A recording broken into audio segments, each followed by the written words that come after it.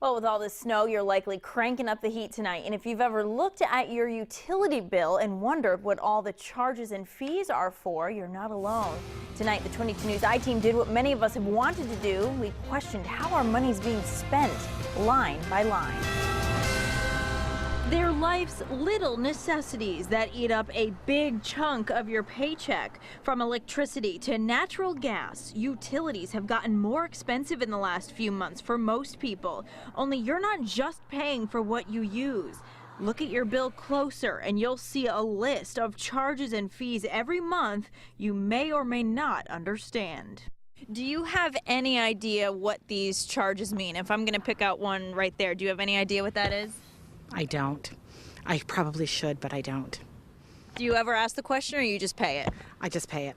No, I don't understand what they all are, but I do look at them. Most people don't understand half of what they're paying for, so we collected sample bills from local gas and electric companies and asked line by line what each charge is for. What is the difference between the energy conservation charge and the energy efficiency charge? We found most companies have a distribution, transmission, and transition charge. The distribution charge is what they charge to use and maintain poles and wires and cover costs for power restoration and service.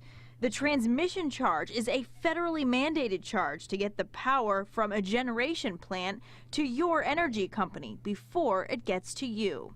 And the transition charge covers past investment costs, such as those incurred when power companies were required to sell off their plants and stop generating their own electricity, a cost that should come down over time.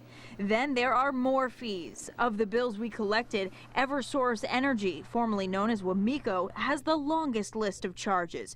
So we went there to find out what they are and why there are so many.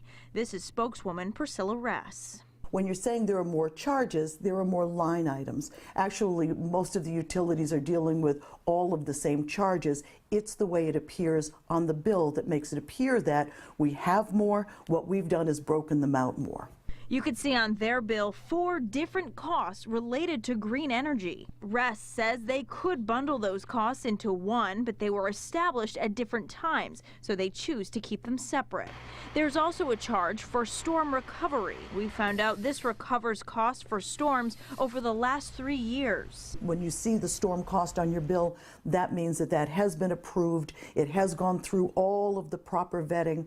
You're also paying for workers' pensions and attorney general consultant fees.